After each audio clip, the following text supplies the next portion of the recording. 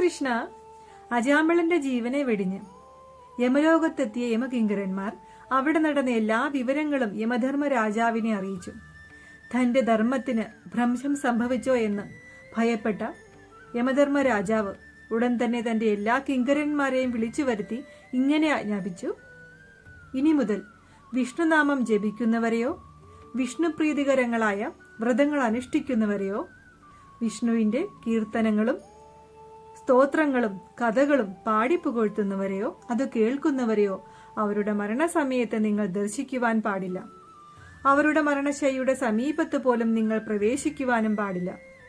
അവർക്ക് വിധിച്ചിട്ടുള്ളത് നരകമല്ല, മറിച്ച് സർവാനന്ദപ്രദമായ വിഷ്ണുലോകമാണ്. അപ്പോൾ എല്ലാവർക്കും ഹരേ കൃഷ്ണ.